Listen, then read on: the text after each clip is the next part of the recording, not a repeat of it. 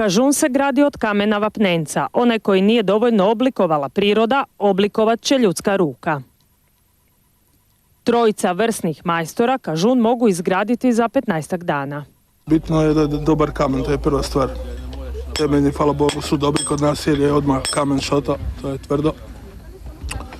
I najgore što je idu grdi kubike kamena. Točnije, za ovaj kažun potrebno je 50 kubika kamena, odnosno oko 130 tona. Sve se ručno podiže i slaže bez ikakva vezivnog materijala i potpornih greda. Kažun stoji na račun trenja, a trenje funkcionira na račun specifične težine kamena koja je relativno velika i zato to stoji. Kad bi to gradili od stiropora ili nekog glatkog materijala, kažun ne bi mogao stati. On stoji na račun trenja. Vodnjan ima najviše kažuna u Istri. Njihovo je zlatno doba bilo u 19. stoljeću.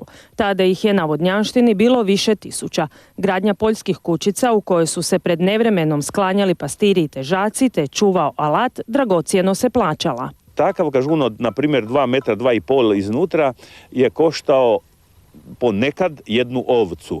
Jedna ovca, to je bila velika vrijednost tada za mlijeko, meso, vunu, to je život značilo za obitelj. To je, kad bi usporedili danas, možda kao jedan rabljeni auto.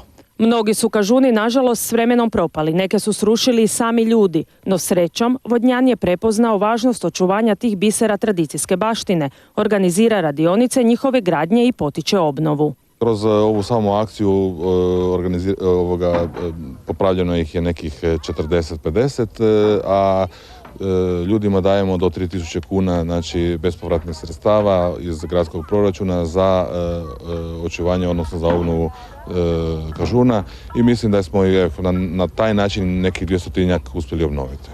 Radionicama gradnje kažuna mogu se pridružiti svi koji to žele. U parku kažuna mogu vidjeti 4 faze gradnje, od temelja do krova. Ja sam zidar. Ja sam radio u Italiji, a sad me interesira to kako se to radi. Zato sam došao ovdje. Uz pomoć malih ručica nastaje suhozid. 7-godišnji Matija tehniku gradnje dobro poznaje. Stavljamo kamenje na kamenje.